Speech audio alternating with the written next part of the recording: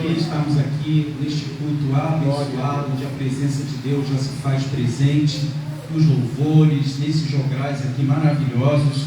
Agradeço aqui o nosso pastor Daniel, mais uma vez pela oportunidade, a sua esposa, a irmã Jaqueline, todo o corpo de ministros desta igreja, pela rica oportunidade de estarmos aqui na casa do Senhor. Gostaria que você pudesse abrir a sua Bíblia, lá em Mateus, capítulo de número 12.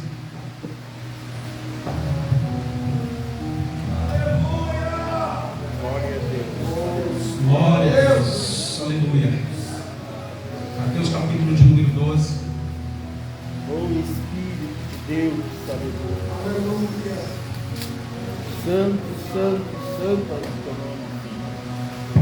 Glória a Deus. Amém. Todos acharam? Glória a Deus. Vamos ler apenas alguns versículos, é um capítulo grande, são 45 versículos, mas vamos apenas destacar alguns versículos. Verso 1, a palavra do Senhor nos diz que naquele tempo passou Jesus pelas searas, em um sábado, e os seus discípulos, tendo fome, começaram a colher espigas e a comer. E os fariseus, vendo isso, disseram-lhe: eis que os teus discípulos fazem o que não é lícito fazer no sábado. Ele, porém, lhes disse: não tendes lido o que fez Davi quando teve fome, ele e os que com ele estavam? Como entrou na casa de Deus e comeu os pães da proposição, que não lhe eram lícito comer, nem aos que com ele estavam, mas só aos sacerdotes?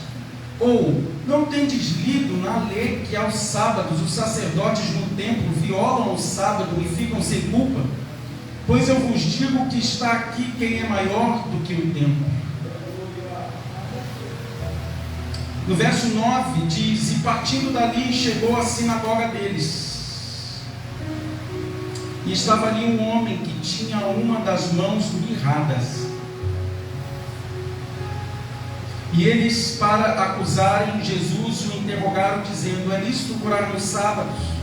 No verso 13, então disse aquele homem: estende a mão. E ele a estendeu e ficou são como a outra. Verso 41 e 42. Leia a página. Os ninivitas que surgirão no juízo com esta geração e a condenarão, porque se arrependeram com a pregação de Jonas. Eis que está aqui quem é maior do que Jonas. A rainha do sul se levantará no dia do juízo com esta geração e a condenará, porque veio dos confins da terra para ouvir a sabedoria de Salomão. E eis que está aqui quem é mais do que Salomão. Aleluia. Sente-se dando glória a Deus. Aleluia. Louvado seja o nome do Senhor Jesus.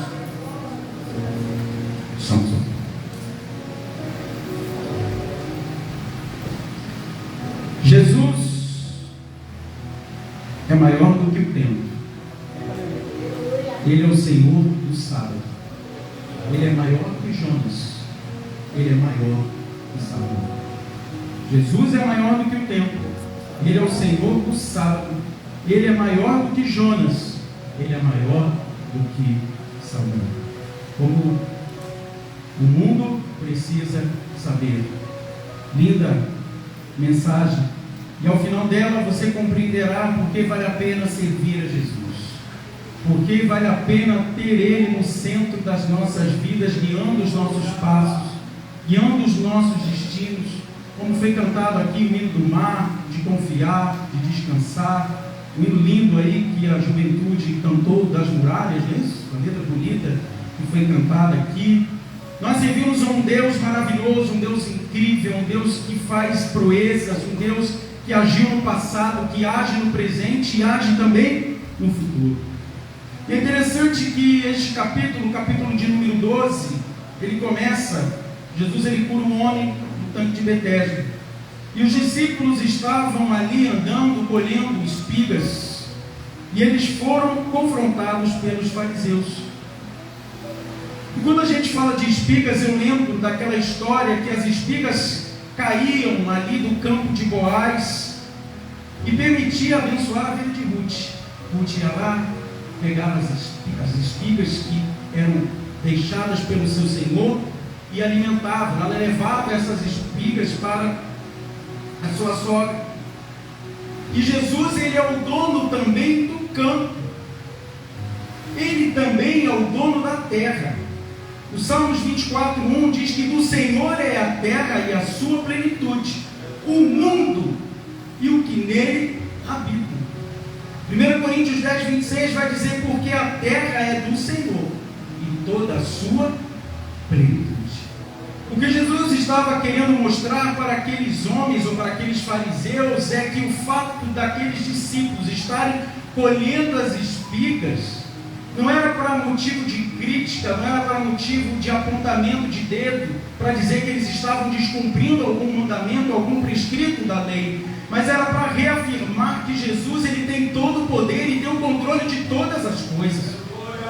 Da mesma forma que as espigas alimentavam Boaz, nós hoje estamos à mesa do Senhor, daqui a pouco estaremos participando para nos alimentarmos da sua presença. E a sua presença, sua doce comunhão, ela enche os nossos corações e deve encher os nossos corações de alegria. Como foi colocado aqui, você não precisa esperar, né? O cantor aqui comentou muito bem, o cantor cantar, nem o pregador pregar. Você já pode entrar aqui dando glória a Deus, porque só o motivo de você estar aqui na casa dele já é motivo de você dar glória a ele. É um motivo de júbilo, porque o Senhor do campo, o Senhor que é o dono de toda a terra, está no nosso meio esta noite. E para defender essa tese de que aquilo que os seus discípulos estavam fazendo não era errado, Jesus, ele evoca 3 características que são importantes. Primeiro, ele cita logo no começo, no verso de número 3, dizendo: não tem deslido. Por que ele usa essa expressão, não tem deslido? Porque ele estava lidando com homens que eram doutores da lei, homens que eram conhecedores da palavra, homens que eram doutores, homens que eram experimentados, que eram estudados, treinados. E Jesus fala assim: olha, vocês estão nos acusando de fazer algo errado, mas vocês não são mestres da lei, e da lei que vocês estão nos acusando, eu estou mostrando para vocês, primeiro, que o que fez Davi não era errado, porque quando ele teve fome, ele e os seus discípulos estavam lá comendo do pão da preposição. E esse trecho que Jesus aqui responde remete lá a 1 Samuel, capítulo de número 21, que lá diz: o sacerdote deu o pão sagrado, porquanto não havia outro pão para dar, senão os pães da proposição, que tiraram diante do Senhor, para se pôr ali pão quente no dia que ele se tirasse. O fato de Davi ter comido aquele pão não era razão nem motivo para a condenação, ele tinha fome. Depois Jesus, ele vai apresentar e ele evoca e faz menção ao sacerdote, dizendo: não tem deslido que aos sábados os sacerdotes violam o sábado e ficam sem culpa? Quando Jesus cita este trecho, ele está se referindo a Números, capítulo de número 28, verso 9, dizendo que era no dia de sábado que eles ofereciam e nada acontecia ao sacerdote. Por último, Jesus evoca então os profetas, quando ele diz: mas se vós soubesses o que significa misericórdia quero, e não sacrifício, não condenarias os inocentes. Aleluia! E quando Jesus cita isso, ele está citando Oséias, capítulo 6, verso 6, quando diz: porque eu quero a misericórdia e não o sacrifício, e o conhecimento de Deus mais do que os holocaustos. O que eu quero é o seu coração. Eu não quero que você esteja restrito a mandamentos, a orientações. E quando nós olhamos no mesmo capítulo, ou melhor, no mesmo livro de Mateus, no capítulo de número 15, no verso de número 3, Jesus confronta os fariseus dizendo: por que transgredis vós também o mandamento de Deus pela vossa tradição? O que Jesus está dizendo é que o fato deles acrescentarem mandamentos, ordenamentos que não estavam prescritos na lei mosaica, estava escravizando o povo, estava deixando o povo com o coração dividido, com o coração endurecido. Então Jesus, ele evoca que ele era maior do que o rei Davi, porque no Apocalipse 19:16 diz que no manto da sua coxa está escrito este nome: Rei dos Reis e Senhor dos Senhores. Glória a Deus, aleluia! O Louvado seja o nome do Senhor Jesus. Ele é maior do que o sacerdote. Ele é maior do que a linhagem do sacerdote Arão, porque ele é o sumo sacerdote eterno de Melquisedeque, da linhagem de Melquisedeque. Ele é o sumo sacerdote eterno. Então ele era maior do que o sacerdócio de Arão. Ele era maior do que o sacerdote que tinha sido estabelecido no Velho Testamento.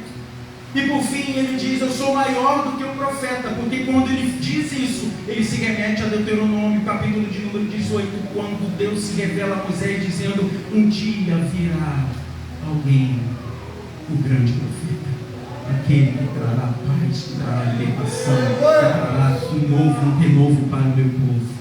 E esse Jesus que foi prometido lá atrás, que Moisés não compreendeu quem ele era, está aqui esta noite. Você não pode sair da mesma forma que você entrou, porque Jesus ele evoca ele mostra para aqueles homens: olha, eu sou maior do que Davi, eu sou maior do que o sacerdote, porque eu sou o sumo sacerdote da linhagem de Melquisedeque, e sou maior do que os profetas, porque lá atrás eu fui revelado através de Moisés, e hoje eu estou aqui no meio de vocês. E vocês me negam, e vocês não me aceitam, e vocês me criticam.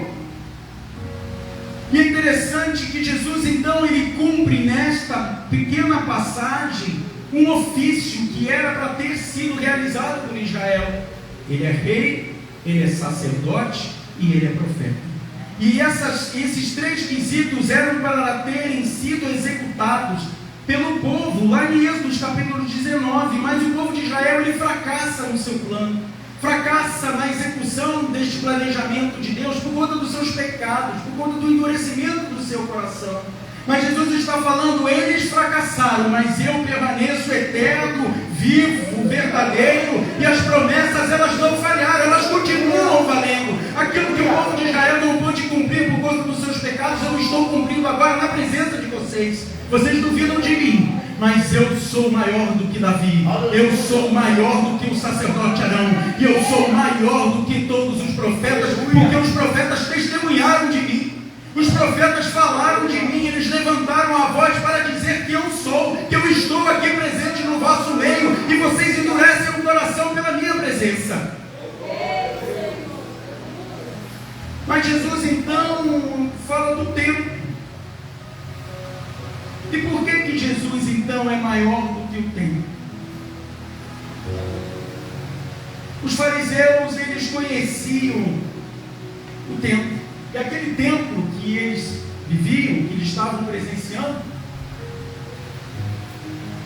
era a segunda casa, era aquela casa, era aquele novo templo que foi construído por Zorobabel na volta do povo do exílio. Era um templo de madeira, pastor Daniel, era um templo simples.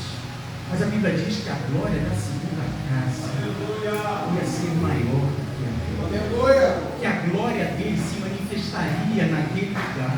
Que a glória dele encheria a sua casa de glória. E a Bíblia diz em Esdras 3 que o povo chorava e se lamentava, porque quando eles viram aquele templo, não era o mesmo templo de Salomão, não era mais aquele templo glorioso, de madeira, coberto, revestido de ouro, de metais preciosos, mas era um templo humilde, mas a presença do Senhor estava naquele local. Ei, você está aqui como templo, na presença de Deus, Ele está aguardando você glorificar e dar glória a Ele, porque mesmo na sua pequenez, mesmo na sua insignificância, Ele habita em você através do seu Santo Espírito, e só por esse motivo, você já deveria estar dando glória a Deus.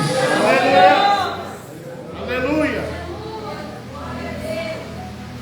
Mas aqueles fariseus, pastor Daniel, não conheciam, não entendiam. Eles conheciam a música do culto, conheciam a liturgia do culto, conheciam o endereço do culto, tinham a manha do culto, mas eles não conheciam o Deus do culto. Glória a Deus. Eles não conheciam o Deus do culto. Quando Pilatos interpreta Jesus, ele pergunta se Jesus era rei. E Jesus ele pergunta: você está dizendo isso por quê? Isso provinha dele ou era apenas aquilo que os outros diziam? Você pode dizer muitas coisas de Jesus, mas o que realmente importa é aquilo que está dentro de você. É aquilo que você tem dentro para glorificar o nome dele. Jesus falou: olha, Pilatos, você está falando de mim, daquilo que falaram, mas você não me conhece de verdade, porque se tu me conhecesse, se tu soubesses quem eu sou, você estaria aqui glorificando o meu nome. Eis, você está aqui com o teu coração ligado a Ele, sabendo aquilo que Ele já fez, aquilo que Ele está fazendo na sua vida. Você está sendo revelado a dar glória a Ele, porque Ele é merecedor de toda honra, toda glória, toda adoração. Foi cantado aqui esta noite. Glória a Deus, aleluia. Mas quando olhamos sobre Jesus ser maior do que o templo, nós não podemos esquecer que em Samaria, quando Jeroboão, você conhece, você é frequentador da escola bíblica dominical, dos estudos aqui do pastor Daniel, você sabe, o reino de Israel foi dividido entre o reino do norte e o reino do sul. E o primeiro rei do reino do norte se chamava Jeroboão, e esse rei, ele colocou uma estátua, um bezerro de adoração em Dan e outro em Berseba. E por conta da apostasia do reino do norte, dos pecados de idolatria, de feitiçaria, de tantas prostituições que eles cometiam, que ofendiam a presença de Deus, no ano 722 a.C., o reino da Síria veio e levou aquele povo embora. Muitos morreram, mas o remanescente foi embora.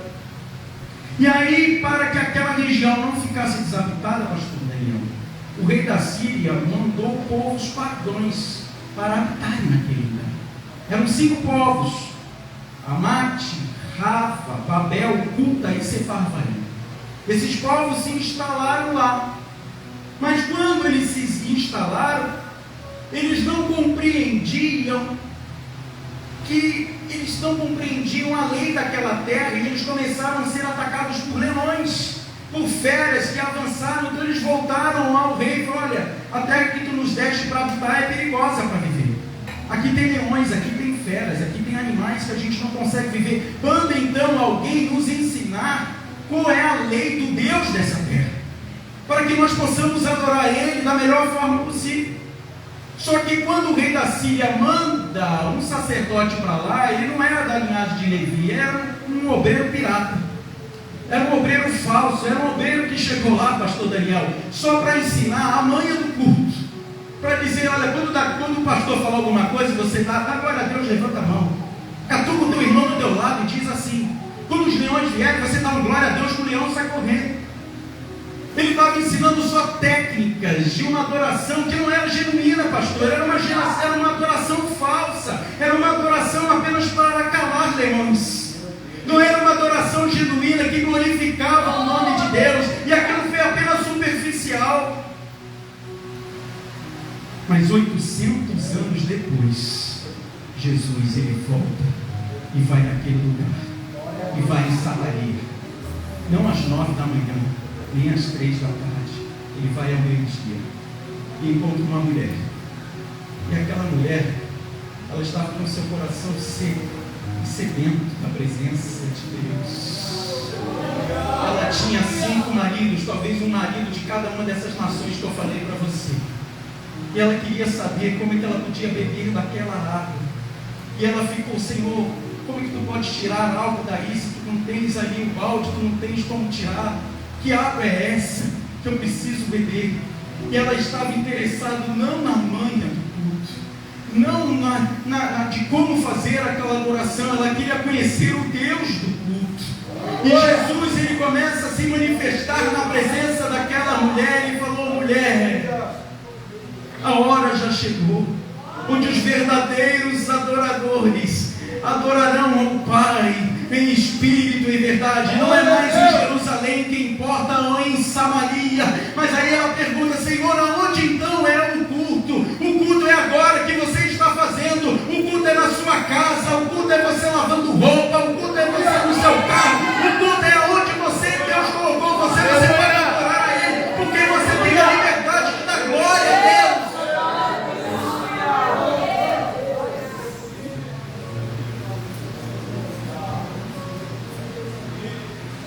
Mas para que aquela mulher pudesse, Isaías, prestar a verdadeira adoração, era necessário deixar a sua vida de pecado e permitir que Jesus reinasse em sua vida. Jesus é maior do que o tempo, porque Ele morreu e ressuscitou pelos nossos pecados. Ele está vivo. O templo de Jerusalém foi destruído. Mas é interessante que o templo de Jerusalém é destruído, mas ele diz que em 3 dias ele levantaria. Ninguém entendeu essa frase, mas João pescou. Lá em João 2 ele disse, ele não disse isso do templo, ele disse isso porque o seu corpo em 3 dias ele ia ressuscitar. E por que João pegou o que ninguém pegou? Porque João viu o que ninguém viu. E quanto mais intimidade você tem com Deus, mais Ele revelará da sua presença na sua vida. Glória a Deus. 5.000 procuraram Jesus apenas por pão e peixe. 500 mais Tiago viram Jesus depois da ressurreição. 120 estavam esperando o batismo com o Espírito Santo no Senado. 70 foram pregar depois da escola dominical de 2 em 2. 12 estavam lá na ceia, mas um traiu a Jesus. 3 estavam com Jesus no Getsemane, no Monte das Oliveiras e na casa da filha de Jairo, mas apenas João estava na cruz, estava lá no Calvário, vendo Jesus ser crucificado. E aí você pergunta, por que ele viu o que ninguém viu? Por que ele sentiu o que ninguém sentiu? Porque João permaneceu até o fim. Senhor, eu só te abandonarei quando eu sentir a tua presença, eu só partirei da sua face quando eu estiver cheio da alegria do gozo do Espírito Santo. E se você veio aqui buscar a presença de Deus, uma resposta para a tua vida, para aquilo que aflige a tua alma, mergulhe nos rios de Deus, mergulhe na glória de Deus, mergulhe na presença do Espírito Santo de Deus. Aleluia! Glória a Deus, aleluia! E aquela mulher saiu alegre. Ela foi contar para todo mundo que ela tinha encontrado Jesus. Ela tinha encontrado aquilo que ela procurou por toda a sua vida, aquilo que aqueles samaritanos há 800 anos atrás só queriam apenas dar glória a Deus, apenas para calar leões. Aquela mulher não estaria satisfeita, não apenas quando os leões estivessem calados, mas quando rios de água viva começassem a jorrar de dentro dela, e quando ela não sentisse a presença do Altíssimo, ela não descansaria. E quando ele encontrou aquele que saciaria a sua alma encontrou repouso. Ei, você entrou aqui angustiado, você encontrou aqui talvez atribulado, mas o Senhor que enche os corações de gozo e de paz está aqui neste lugar. Mas você precisa dar glória a Ele, você precisa sentir a presença dEle. Ele já está aqui, manifesto esta noite. Glória a Deus, aleluia! Mas Jesus, Ele é maior do que o tempo, mas Ele também é o Senhor do sábado. Sábado é dia de descanso.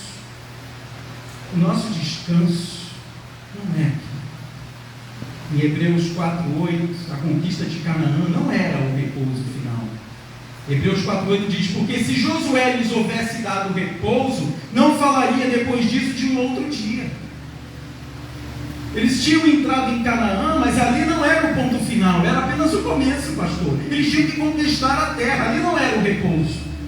E depois que eles conquistaram a terra, pela falta da passagem da liderança de Josué para uma outra pessoa, a Bíblia diz que a terra e cada um daqueles habitantes começou a fazer aquilo que eles achavam mais correto. E aí quando você lê o livro de Juízes, você vê que o povo se perdeu.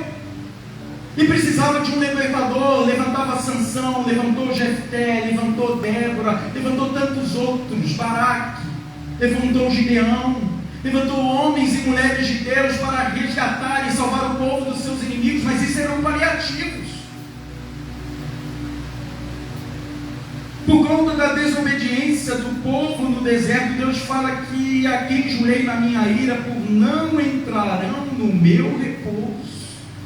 Eles abandonaram e se apostataram da fé, então eles não tinham direito de entrarem no repouso de Deus. Mas para aquele que tem Jesus como repouso, encontrarão o verdadeiro repouso. Porque Hebreus 4:3 diz, porque nós, os que temos crido, entramos no repouso. Tal como disse, assim jurei na minha ira que não entrarão no meu repouso, embora suas obras estivessem acabadas desde a fundação do mundo. Ei, existem muitos cansados, sobrecarregados. Quando olhamos aquela passagem, vinde a mim todos os vós que estáis cansados e sobrecarregados, às vezes nós pregamos essa mensagem apenas para aqueles que não aceitaram Jesus. Mas se você prestar atenção no texto, ele diz, vinde a mim todos. Todos. Isso inclui eu, inclui você. Existem obreiros cansados, adoradores cansados, pessoas que estão cansadas, quase desistindo da sua caminhada cristã. Mas a Bíblia diz que tornai sobre vós o meu jugo. Não é jugo, e sim jugo. Eu até comentei sobre isso numa pregação no final do ano passado aqui nesta igreja. E aprendei de mim que sou manso e humilde de coração, e encontrareis descanso para as vossas almas, porque o meu jugo é suave e o meu fardo é leve. Jugo é uma palavra em grego que é igual canga do boi. O obreiro experiente, o obreiro que está na presença de Deus, ele põe aquela canga e vai arando. Ele vai, talvez cansado, mas ele sabe que se ele tentar sair da presença de Deus, pastor Daniel, a canga puxa e machuca. Mas ao lado do boi velho tem um boi novo. O boi novo é aquele obreiro cheio de energia, que quer fazer a obra de Deus. É você que quer fazer a obra de Deus, mas você quer fazer da sua maneira. Eu acho que vai ficar melhor assim. O pastor está muito velho, está muito ultrapassado, sua conta aí está harpa. Na verdade, o que vai trazer alegria aqui é a gente cantar hino novo. Mas você é boi novo. E aí quando você tenta fazer da sua maneira, o boi velho continua firme, porque ele sabe que se sair um pouquinho da presença de Deus machuca. Mas aquele que é rebelde tenta sair, a canga puxa de volta. A canga puxa de volta para mostrar é melhor estar na presença do Senhor devagar e sempre. Porque você ir rápido tentar fazer aquilo que Deus não te chamou para você fazer. É você tentar fazer e passar na frente de Deus aquilo que Ele não mandou você fazer. Porque o Senhor fala, espera o meu momento, espera a minha hora que vai chegar. E quando eu falar vai, você vai. E quando eu mandar você ficar, você fica. Aleluia. Porque a minha glória e a minha presença se manifesta de um tempo determinado. Aleluia. Abacuque não entendeu nada disso, amigos. A Bíblia diz que Abacuque começou a questionar com Deus: Senhor, eu não entendo. Por que a justiça está pervertida? Por que as coisas estão dando errado? E Deus responde para Abacuque dizendo: olha, eu estou trazendo um povo. Esse povo é um povo cruel, é um povo sanguinário, é um povo que vem a galope, ele vem rápido. E ele vai cumprir o meu juízo sobre a minha nação. E Abacuque ficou sem entender mais ainda. Ele falou: Senhor, tu és um Deus santo, tu és a rocha, tu és santo. Como é que tu podes permitir que o mal possa ser usado como instrumento da tua ira?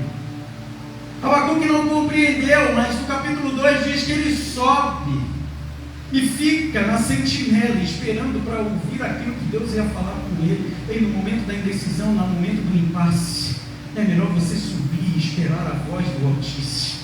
Mesmo que você não esteja compreendendo as coisas que estão acontecendo, mesmo que as respostas não satisfaçam aquilo que você procura, é melhor esperar na posição de Deus do que passar na frente dela. E quando o Senhor responde a Abacuque, ele fala assim: Abacuque, pega uma tábua e escreve o que vai acontecer. Mas o que vai acontecer, Isaías, é num tempo determinado. E tempo determinado no original é um tempo exato, é um tempo preciso, é um tempo que não atrasa e nem adianta, é o tempo de Deus. E Abacuque nem chegou a ver o que ia acontecer, mas a fé dele foi sendo construída nesse diálogo com Deus. E ele termina no capítulo 3, dos versos 17 diante, dizendo: ainda que a figueira não floresça, Aleluia. ainda que não haja mais vaca nos currais, ainda que não haja mais nada para eu crer, o meu coração continuará crendo no Deus Altíssimo, naquele que restaurou a minha fé, naquele que me colocou de pé. Porque mesmo que eu não compreenda todas as coisas. É melhor tomar o jugo suave do Senhor do que tentar sair da presença dele. Glória a Deus, aleluia. Desse jeito, Pai. E é isso, queremos o convite e a oferta, irmã Jaqueline, mas nós queremos fugir do método. Queremos só a parte boa. Mas tem um método, tem um processo, dói. Porque estar na presença de Deus, estar submisso à autoridade de Deus, é você deixar no altar de Deus aquilo que talvez te dá prazer. São as atividades que te afastam de Deus. Está tudo bem, está tudo bacana, vou na igreja quando der, vou na oração quando dá, faz aquela oração rasa, faz aquela oração superficial, tem uma vida de adoração abaixo da média. Mas o Senhor do céu que contempla tudo, Ele espera mais de mim que você. Porque como Ele disse para aqueles homens, para aqueles fariseus, olha, eu sou maior do que Davi, sou maior do que o sacerdote, sou maior do que o profeta, eu sou maior do que o templo. Já era para você estar me adorando aí. Meu Deus. Eu sou maior do que o templo, eu sou o Senhor do sábado também, terra. Jesus amado. Eu sou o Senhor do sábado, eu faço milagre quando eu quero, na hora que eu quero, no momento exato, porque eu não atraso e nem adianto. Eu continuo sendo Deus e tenho o controle de todas as coisas.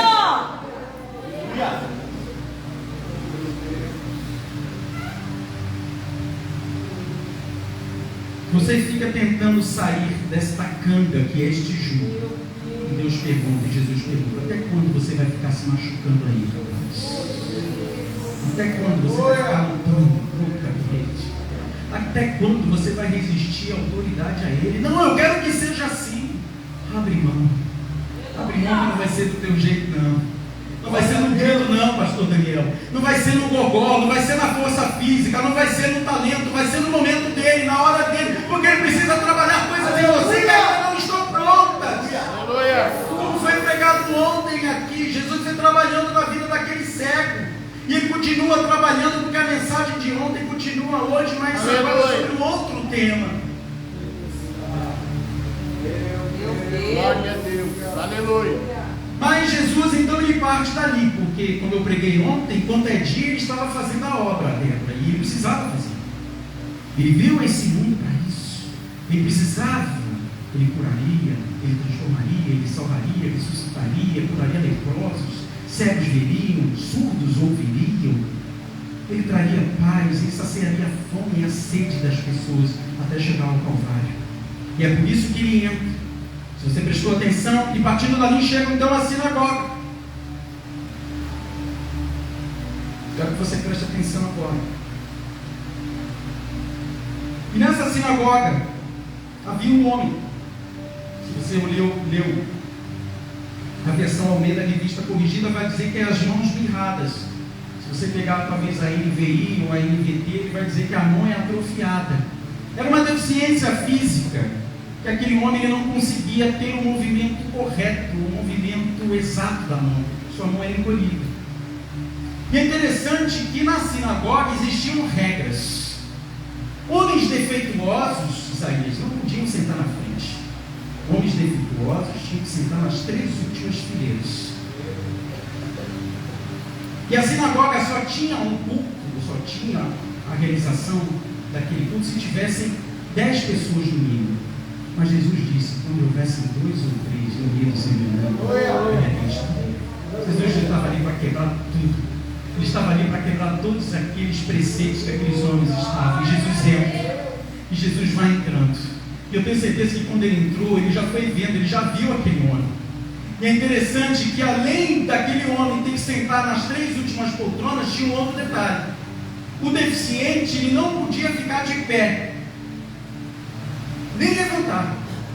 E só podia ir embora, pastor, quando o culto acabasse. Olha, não atrapalha muito não. Você tem um deficiente, fica quietinho aí nos teus últimos cantos. Não levanta, não aparece, fica na sua, não dá glória, não louva, fica quietinho. Depois que todo mundo for embora, você pega a sua mochilinha e vai sair cantando. Mas quando Jesus entra na sinagoga, eles, os fariseus, fazem uma pergunta: é lícito curar no sábado? Mas Jesus, ele é o Senhor do sábado.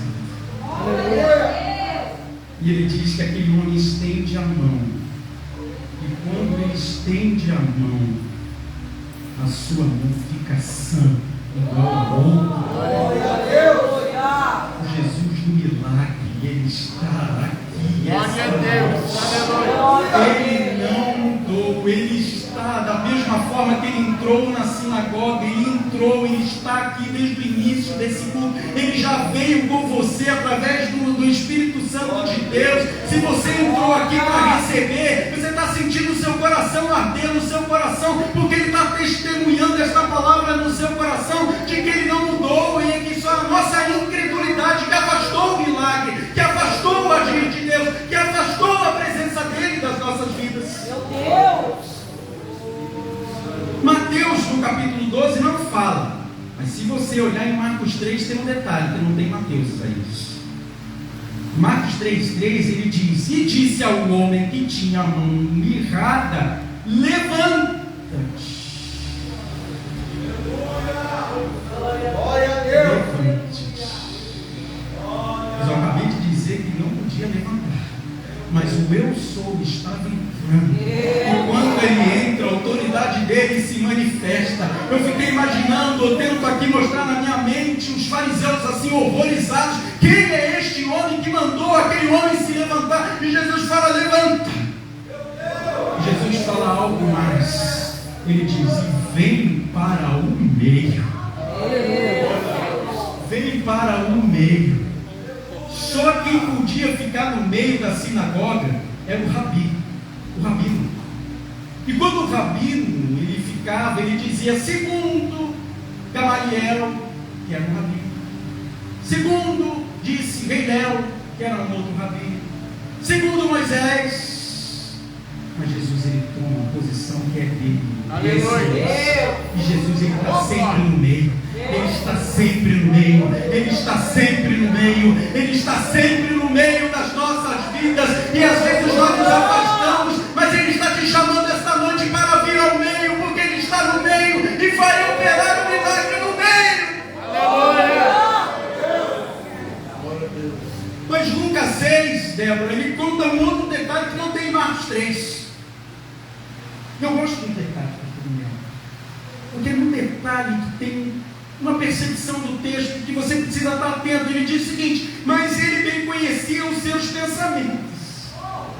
Ele sabia que eles estavam ali para julgar, que ele estava ali para condenar, mas Jesus está aqui para te abraçar esta noite, para dizer: eu sou o mesmo, eu cuido de ti, eu velo por ti, eu estou no teu barco, a tempestade vai acalmar, eu não mudei. Ele sabe, eu comentei hoje com o pastor, hoje de tarde, como diz o livro do Apocalipse, ele diz que o Senhor, ele sonda as mentes e os corações. Ele sabe o que você faz, por que você faz, quanto tempo você faz, qual é a motivação que te leva a fazer. Você não pode se esconder da presença dele, da glória dele. Ele está catucando você aqui, dizendo: ei, quanto tempo você vai ficar iludando? Se entrega, coloca o meu coração, coloca o seu coração na minha presença.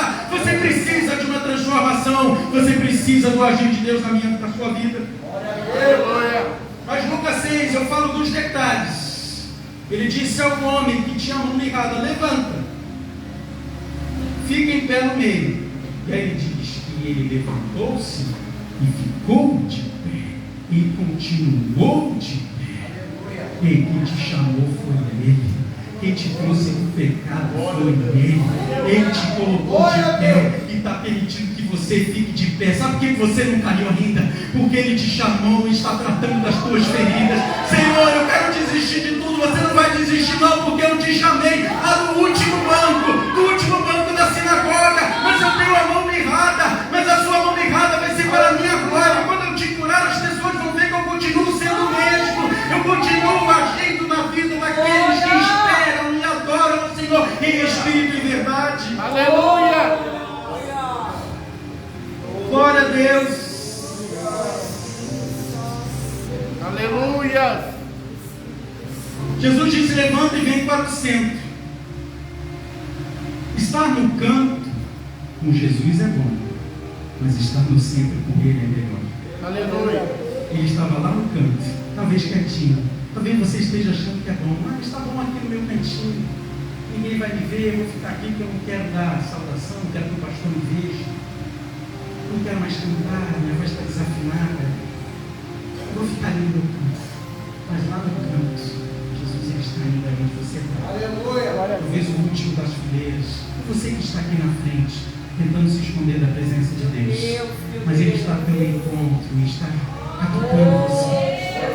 Ele não está te ensinando a mãe do culto, Ele está te ensinando como adorar a Ele em espírito e verdade. Ele não está mandando você levantar a mão só para o pastor ver que você dá glória a Deus. Ele está colocando o desejo de você adorar a Deus de forma espontânea, porque Ele é bom, porque Ele é santo, porque a sua benignidade dura para sempre, porque Ele fez algo por mim que ninguém faria. Ele me tirou do mundo das trevas e colocou no seu ventre da sua maravilhosa luz, e por isso eu posso estar andando alegre com as minhas vestes limpas e gloriosas, porque um dia Ele lavou os meus pecados, e por isso que eu posso andar junto com Ele no meio. Aleluia. Estar no canto com Jesus é bom, mas estar com Jesus é melhor no centro. É melhor estar no deserto com Jesus, sustentado pelas palavras que vêm da boca dele, pastor, do que subir no alto da montanha e ceder às tentações de Satanás, dizendo: se tu adorares, tudo isso aqui vai ser teu. Ele não aceita prato do demônio, não. Não aceita prato de Satanás, não, tentando te tirar da presença dele. Fica no deserto, porque ele vai te alimentar lá. Da mesma forma que ele alimentou ali Elias, lá no Querite, e de lá você pensa que acabou o Querite, você vai lá na viúva de Serepta, e lá você vai fazer um grande milagre, porque meu nome vai ser glorificado. E Deus vai te tirar num passe de mágica, no momento oportuno, Ele vai te tirar daquela situação, para que você possa andar e cruzar o mar vermelho, dando glória a Deus, porque aonde Ele te colocou, é aonde Ele te chamou para fazer a obra dele. Meu Deus. Aleluia, louvado seja o nome santo do Senhor Jesus. Espírito Santo de Deus, aleluia. Glória, glória, glória. Louvado seja o nome santo do Senhor. Ele está aqui esta noite. Glória a Deus. Aleluia. Ele está aqui esta noite. Ele está aqui esta noite. Aleluia. Ele está aqui esta noite. Ele está passando no meio da sua igreja. Ele está visitando a sua igreja esta noite. Glória a Deus. Tamar era nora de Judá. Você sabe dessa história. Os primeiros filhos de Judá cometeram pecados horríveis e foram mortos. Judá era um homem perverso, era um homem que não era temente a Deus, era um homem que só foi ter um encontro com Deus lá com José. Mas antes, a Bíblia deixa um capítulo inteiro para falar dele, para falar um pouco do caráter dele. Mostrar que ele era um homem que não tinha um caráter muito firme, não. Um homem que prometeu: olha, quando meu filho crescer, vou pegar e vou oferecer. Você conhece essa história, mas a gente não pode se alongar nela. Mas o importante para esta pregação é que a sua nora, chamada Tamar, havia engravidado dele. E no ventre daquela mulher existiam 2 filhos. Um deles se chamava Zerá. Repita comigo: Zerá. E o outro filho se chamava Pérez. Do lado de fora existia uma parteira. Tinha 2 filhos na família.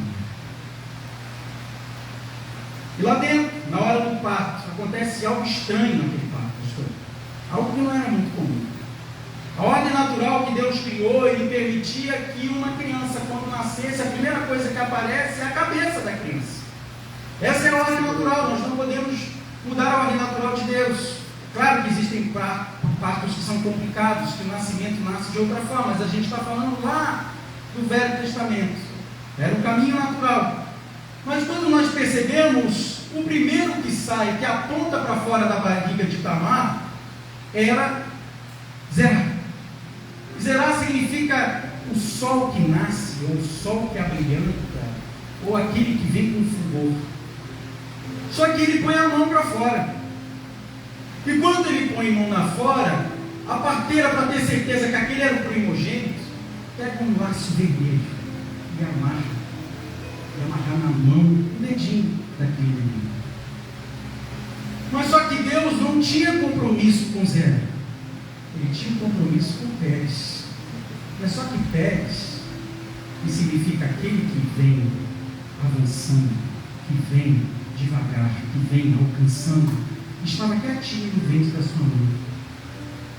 Para o lado de fora, quem estava olhando, para aquele que estava assistindo, que lindo, que parto diferente. Aquela criança nasceu, uma fitinha bonitinha no seu dedinho.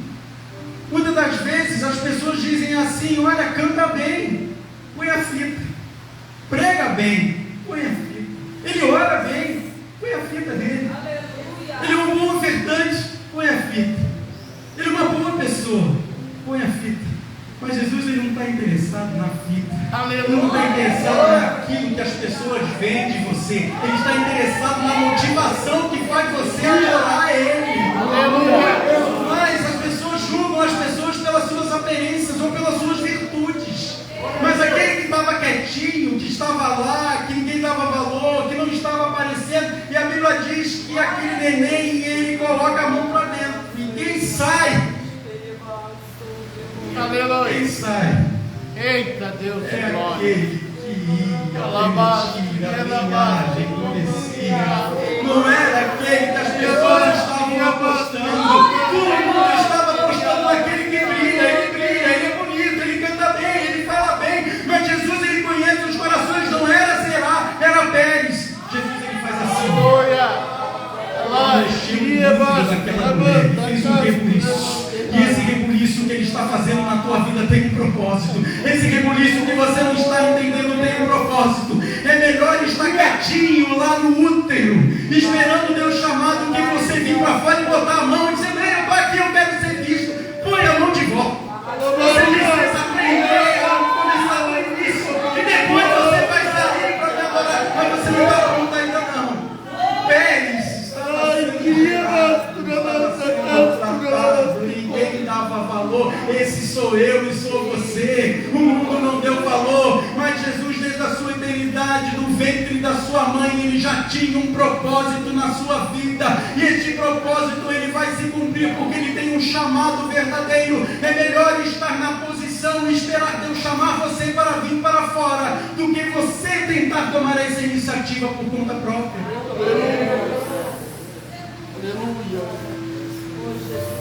Jesus está movimentando o ambiente aqui, essa angústia. Está chegando a hora de você vir para o reino, porque quem chamou você foi Ele. Quem te chamou para fazer essa obra casal foi Ele. Quem te chamou para pregar a palavra foi Ele. Quem está capacitando você, pastor Daniel, é Ele. Quem está colocando você de pé é Ele. Quem está deixando a irmã Jaqueline de pé é Ele. Quem está colocando você em calor de pé é Ele. É Ele que está fazendo essa obra de Deus.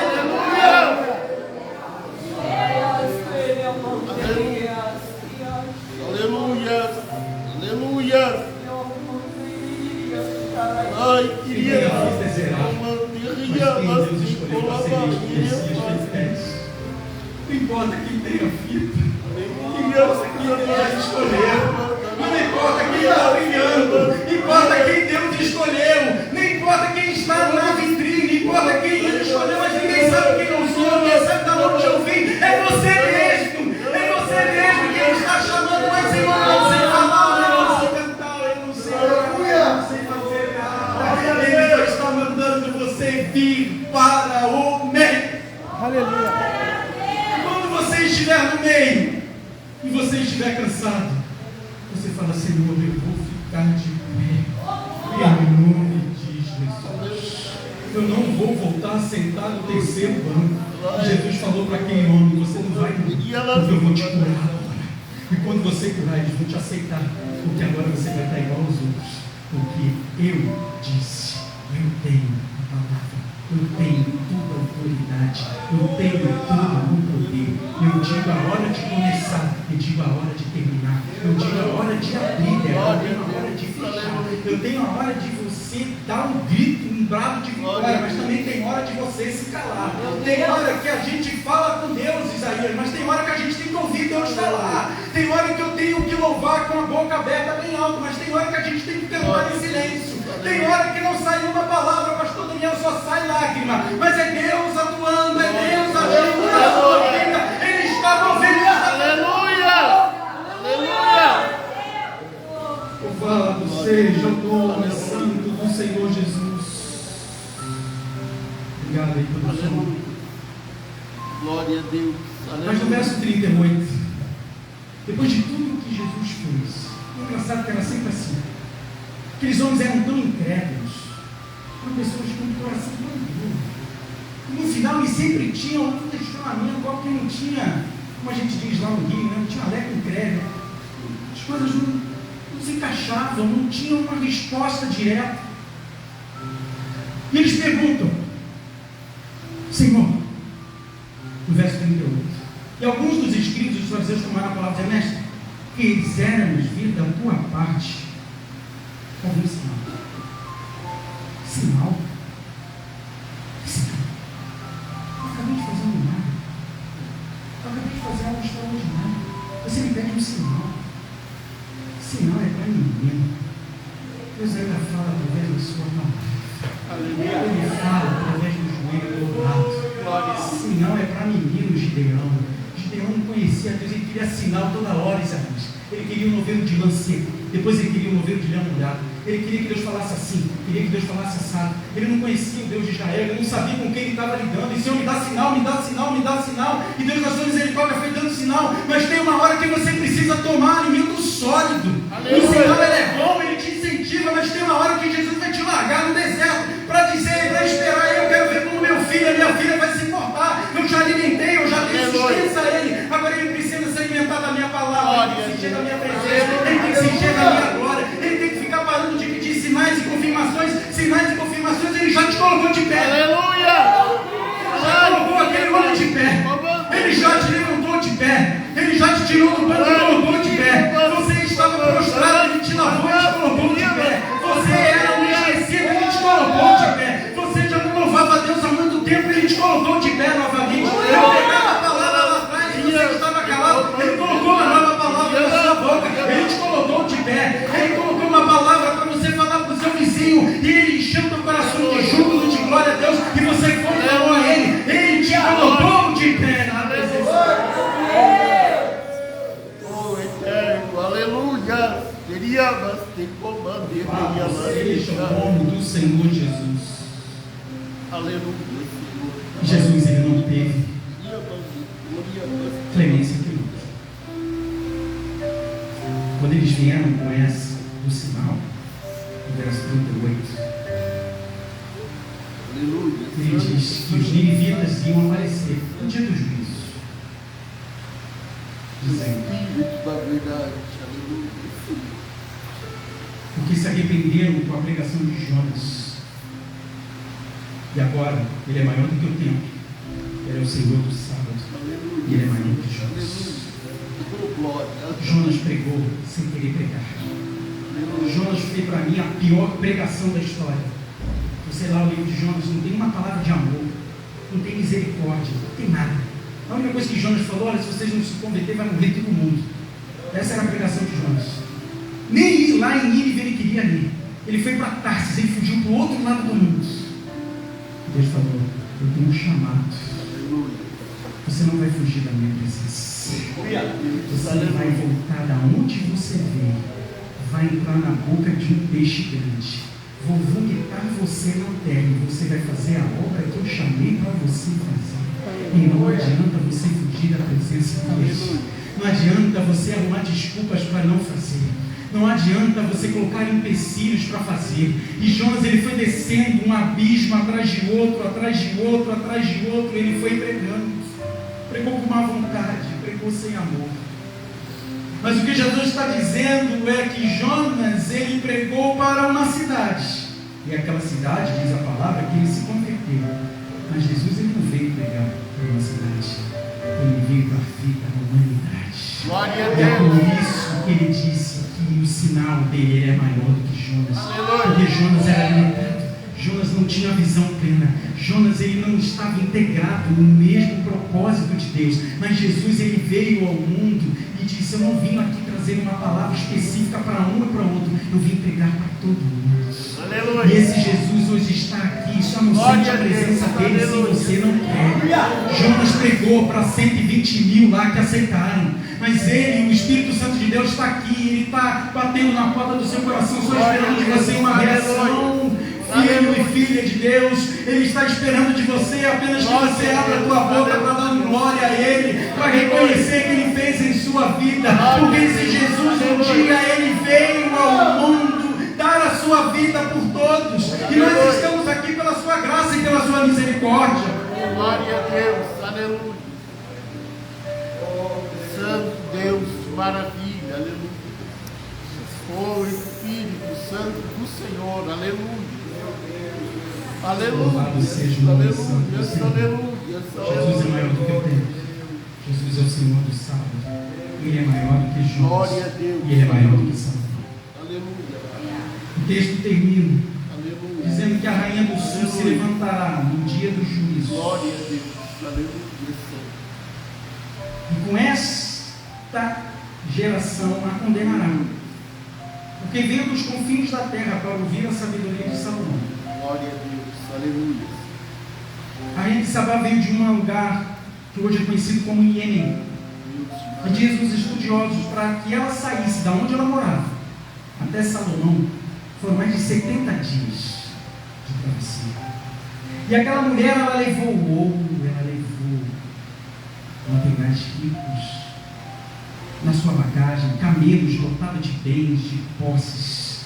E ela foi atrás de um homem para obter todas as respostas e dúvidas que ela tinha no seu coração.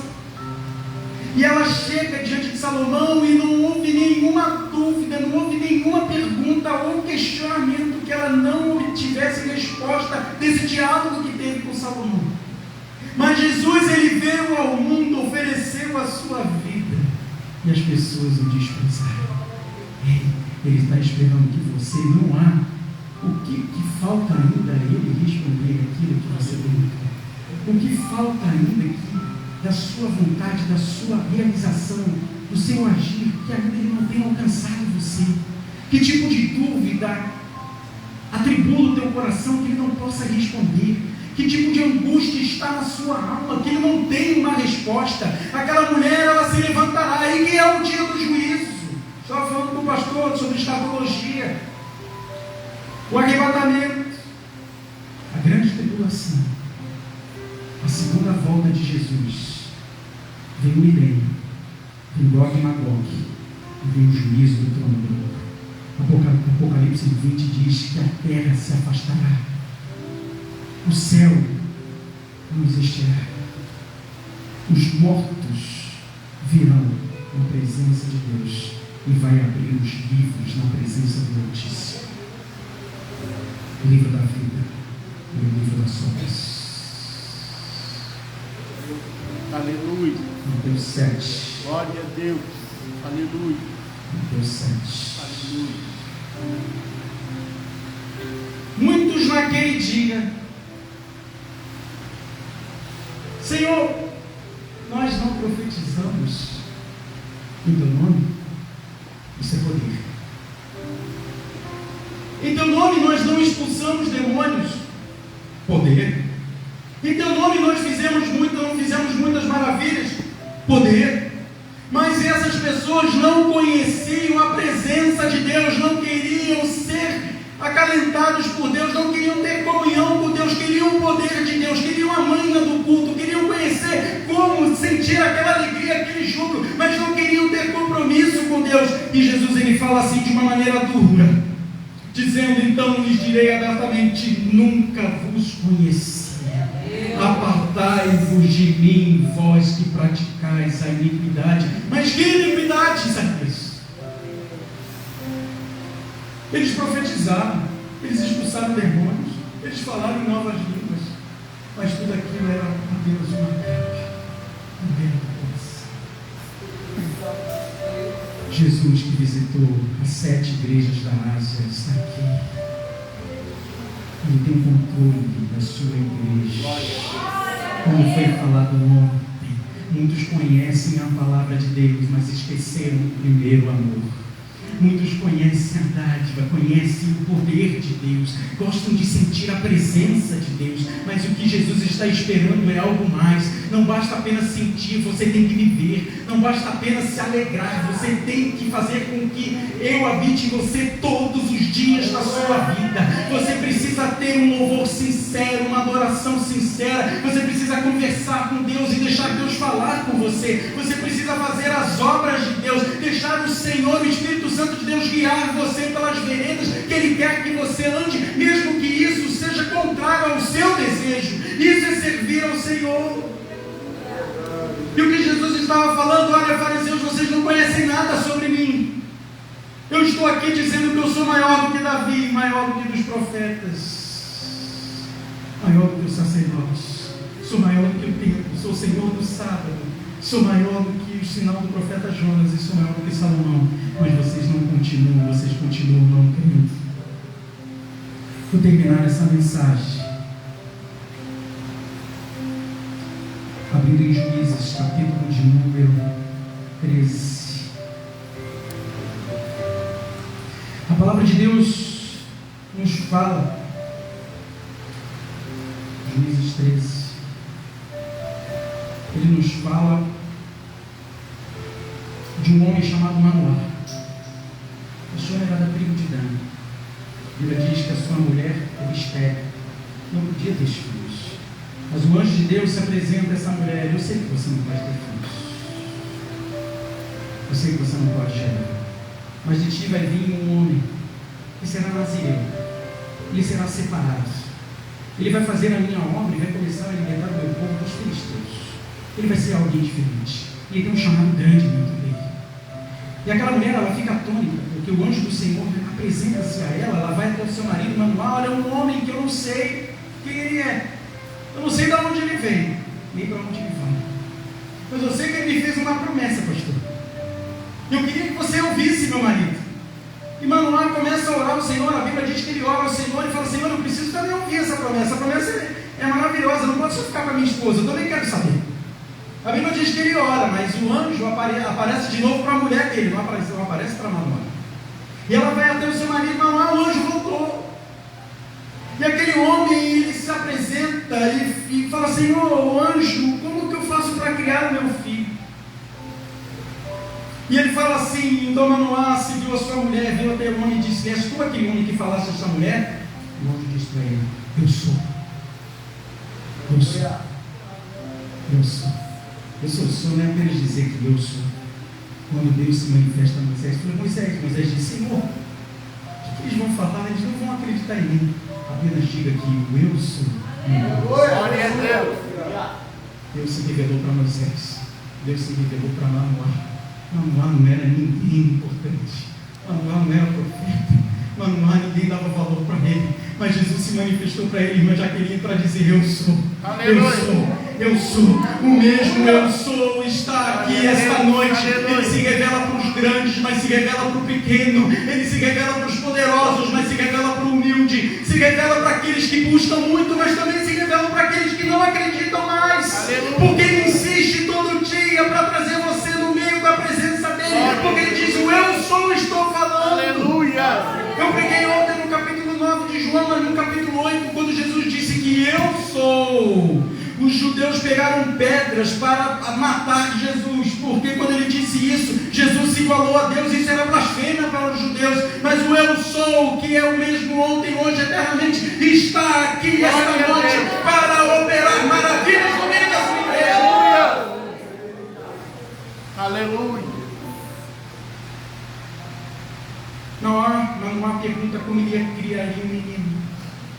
Era o anjo do Senhor que estava falando. Ele oferece então um holocausto para aquele anjo. E ele diz o seguinte, no verso número 17: Manoá disse ao anjo: qual é o teu nome? Para que se cumpra a tua palavra. E te honremos. E o anjo do Senhor lhe disse: por que perguntas assim do meu nome? Por que tu perguntas do meu nome? Você conhece quem eu sou. Senhor, quem és tu? E ele diz assim: visto que é maravilhoso. Aleluia. O nome dele é maravilhoso. Glória Ele é a Deus. conselheiro, é o Deus forte, é o Pai da eternidade, é o príncipe da paz, é o Jesus que te chama para o centro, é o Deus que quebra muralhas, é Eu queria chamar o grupo de louvor, se pudesse cantar aquela canção da muralha que vocês cantaram no final, no início do culto, com a permissão do nosso pastor. Glória a Deus, Ele aleluia. disse: eu sou maravilhoso. Deus, Eu sou conselheiro. Vamos lá, você não está entendendo nada agora. Você não está compreendendo nada agora. Mas o menino que saiu do ventre da sua mulher fará uma obra grande. Glória a Você Deus. sabe que Sansão não foi um homem reto na presença de Deus. Ele comprometeu o seu nazireato. Ele comprometeu a sua promessa. Ele comprometeu o seu propósito. Mas as promessas de Deus não voltam vazias. E a palavra de Deus diz que Sansão matou na sua morte mais do que ele tinha matado na sua vida. Não importa os caminhos tortuosos que você possa passar, não importa as dificuldades que você possa viver, mas o Espírito Santo de Deus diz que o caminho que ele traçou, a promessa que ele estabeleceu permanece de pé. Mas para que essa promessa venha a se cumprir, é necessário que você volte de novo ao centro da vontade dele, ao meio dele, aonde ele se posiciona. Ei, chega de ficar no canto. É bom ficar aí, mas é melhor estar aqui na presença dele, porque na presença dele ele vai te encher, vai te renovar, vai encher você de gozo, vai colocar línguas estranhas na sua boca. Você vai sentir novamente aquele brilho do Espírito Santo na tua vida que você já perdeu lá atrás, porque ele continua dizendo: arrepende-te, arrepende-te, arrepende-te, volte ao início de tudo, aonde eu te chamei. Quando você sentir a minha glória, ela enchia a tua vida. Por que você esqueceu? Aleluia. Pai, Quando o grupo de louvor aqui louva ao Senhor, Jesus amado. autorização, o pastor me deu esta liberdade. Eu quero convidar você de novo a vir à frente. Porque nós chamamos pessoas aqui, pessoas vieram contritas, vieram com o seu coração quebrantado na presença do Altíssimo. Jesus não mudou. Ele é maior do que tudo, ele é maior do que o tempo. Lutamos com armas de ferro, vocês podem cantar. Nada irá resistir. Enquanto adoramos em meio às tribulações, eu não conhecia esse hino, mas quando eles começaram a cantar, eu senti tanta presença de Deus ali naquele canto. Ele fala de uma verdade, dizendo que as nossas armas não são carnais, elas são espirituais. E quando você luta com essas armas, diz a letra do hino que nada irá resistir. E quando você adora no meio das tribulações, acho que a letra diz que as muralhas estremecerão. Aquilo que impede você de buscar a presença de Deus será chacoalhado, porque a glória dele enche o seu templo esta noite. Salomão, ele faz uma oração de dedicação ao templo, e quando ele acaba de orar, ele diz que a glória do Senhor encheu aquela casa. Aquela casa foi cheia de tal forma que eles não conseguiam ficar de pé. Mas o mais incrível é que o segundo templo, aquele de madeira, aquele sem valor, diz que a glória daquela casa seria maior do que a primeira. E aquilo que trazia tristeza, aqueles homens, aos judeus que vinham, voltaram do exílio, começaram a adorar. A casa não é a mesma, mas a glória do Senhor é maior. A glória não é a mesma, mas a presença dele é muito forte. A aparência física mudou, mas tem algo dentro dessa casa que está chacoalhando os alicerces. Tem algo diferente que está acontecendo. Aleluia. Vem aqui essa noite. Vamos ficar de pé. Glória a Deus. Aleluia. Aleluia. Sou eu que estou chamando o Espírito Santo de Deus que convida você Glória a Deus. a vir aqui à frente esta noite. Aleluia. Os filisteus, os fariseus não entenderam, mas aquele homem da mão mirrada compreendeu. E algo novo aconteceu na vida dele, algo diferente. Não apenas a mão dele ficou no guarda. A sua vida não foi mais a mesma. Sua vida está com você. Está vindo um mês de casal. Estão vindo pessoas à frente, pessoas que estão desespostas.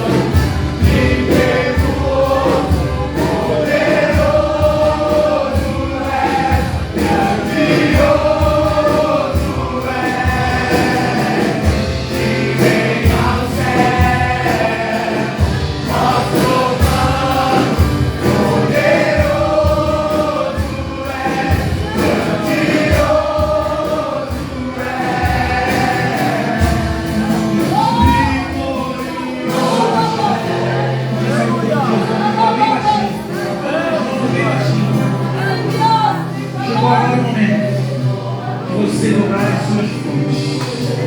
Clamar como você nunca clamou. Buscar o que você sempre procurou buscar e sempre bater na porta errada. Você saiu da posição. Você não esperou o tempo de Deus e você se machucou. Mas Ele está aqui para dizer que isso não foi o teu fim. Ele apenas está tratando com você. Porque esperar na posição é melhor do que ganhar o aplauso do mundo, do que ganhar as vidas e o povo do mundo. O que Deus faz é maravilhoso. O dom que Deus coloca na tua boca é um dom de maravilhas. O louvor que você louva enche o céu de alegrias.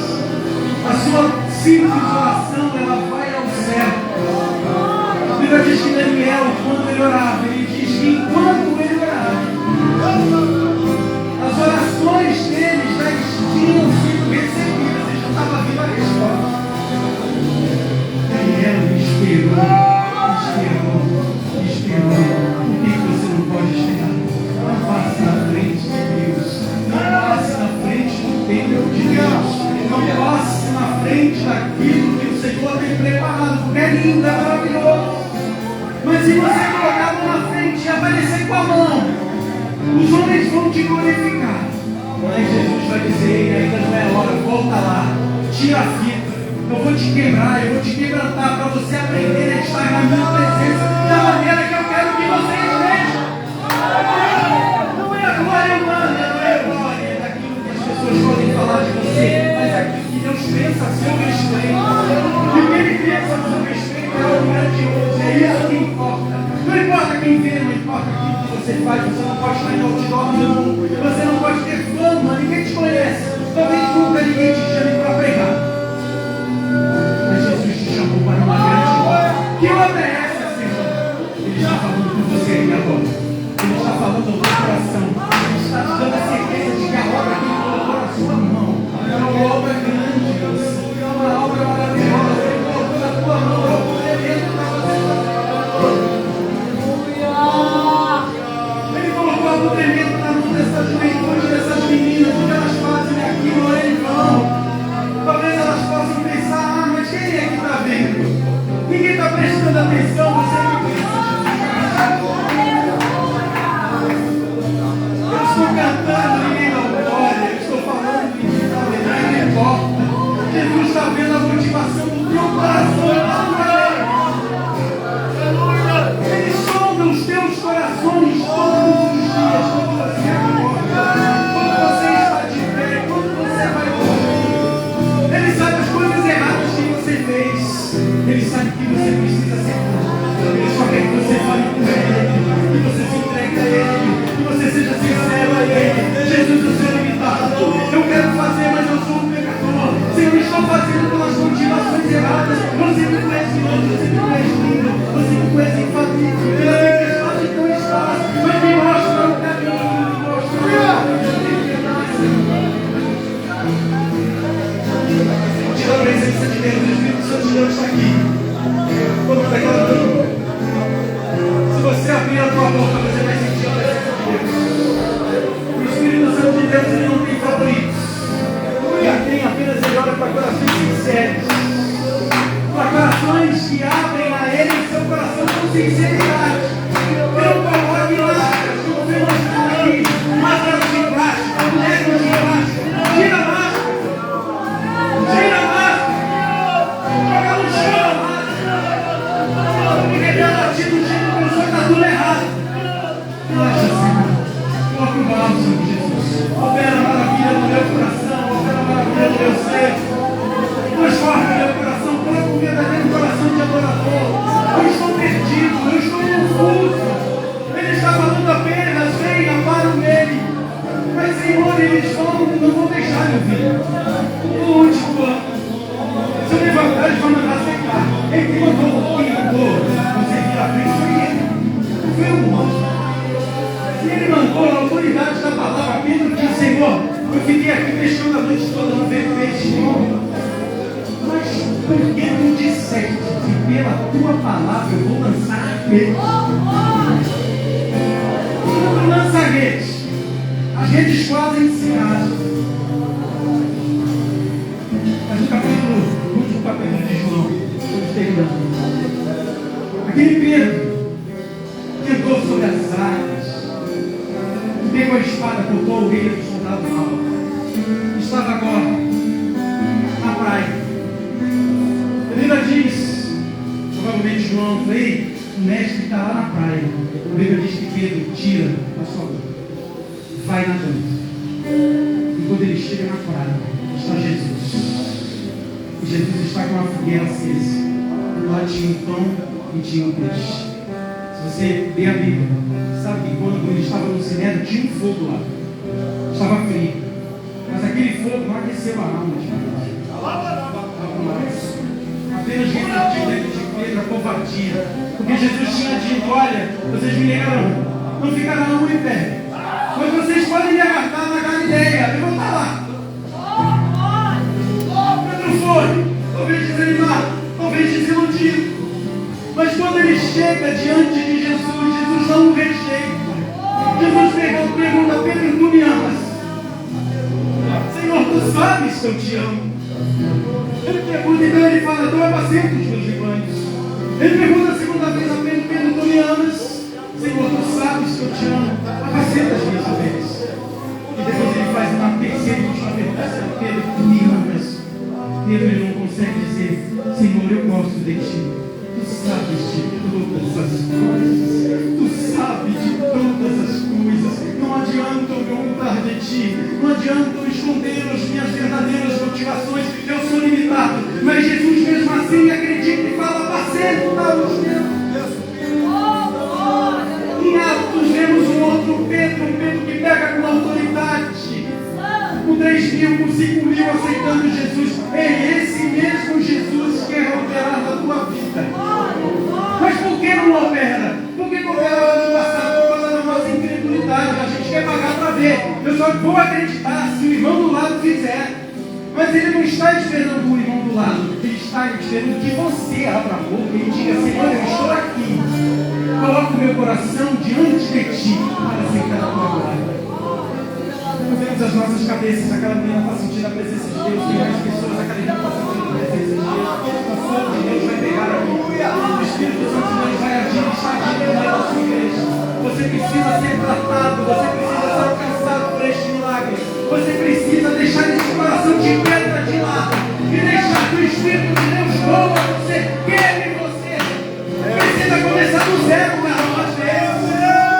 Precisa que começar, para a gente aprender. Para a gente aprender que Deus vai dar uma vez a isso. Deus está dando certo. Deus vai te puxar, nunca vai doer. Vai sendo bom e velho, vai caminhando, é melhor, devagar, na presença de Deus. Sempre esperando, aumentando se na presença dele.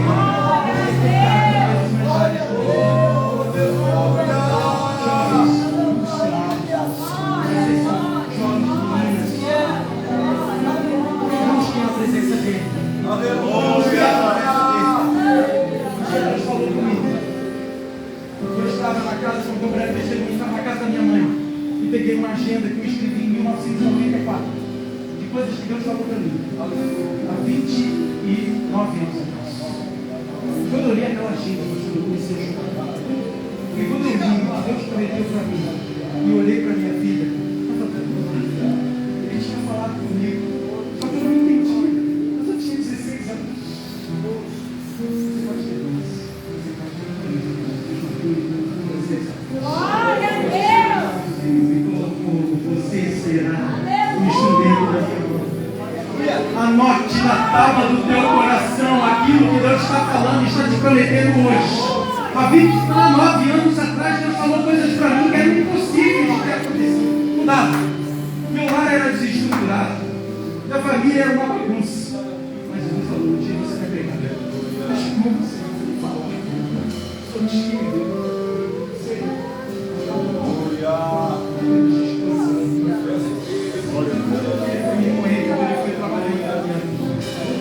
Movemos as nossas cabeças. Peço ajuda dos obreiros.